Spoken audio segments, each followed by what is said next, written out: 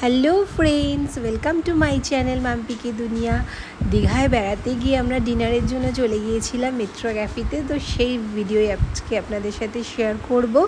আমরা লাঞ্চও করেছিলাম ওখানকার মানে বিখ্যাত ফিশ কবিরাজি খেয়েছিলাম, কিন্তু সেই ভিডিওটা আর দেওয়া হয়নি কারণ ওই সময় এত টায়ার্ড ছিলাম। 12টা নাগাদ আমরা দীঘায় ঢুকেছিলাম। তো ঢুকে হোটেলে চেক ইন করে তারপরে চলে এসেছিলাম একটু বিচে, আর বিচে এসে তারপরে চলে এসেছিলাম এখানে লাঞ্চ করতে। তো সেই জন্য আর ভিডিওটা তখন করা হয়নি। তো এখন জগন্নাথ মন্দির ঘুরে এসে একটু গিয়ে বিচে বসেছিলাম। তো বিচে বসে এত সুন্দর লাগছে, হাওয়াটা খুব মানে মনোরম লাগছিলো পরিবেশটা। তো তারপরে দেখছি 10টা বেজে গেছে, না লাঞ্চ করতে ডিনার করতে হবে। তো সেজন্য চলে এসেছি। আর এখানে এসে বললো তাড়াতাড়ি করে যা অর্ডার একবারে করে দিন, কারণ আমাদের রেস্টুরেন্ট বন্ধ হওয়ার সময় হয়ে এসছে। তো আমরাও বসে পড়েছি। বাবা, এখানেও দেরি হয়ে গেল।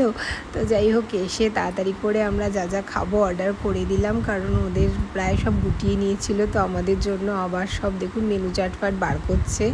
তো এই যে ফার্স্টে আমরা অর্ডার করেছিলাম একটা চিকেন ভর্তা, আর এটার জন্য নিয়েছিলাম বাটার নান। চিকেন ভর্তা দিয়ে বাটার নানটা খাওয়া হবে। আর তারপরে তো আমার ছেলে তো যেখানেই যায় সেখানে গিয়েই একেবারে নুডলস অর্ডার করতেই হবে। তো এখানেও এগ হাক্কা নুডলস অর্ডার করেছিলাম। তো সেটা খুবই ভালো ছিল খেতে। আর করেছিলাম ফ্রাইড রাইস আর চিলি চিকেনটাও খুব ভালো ছিল খেতে, কিন্তু ফ্রাইড রাইসটা আমার মোটামুটি লেগেছে, খুব বেশি ভালো লাগেনি।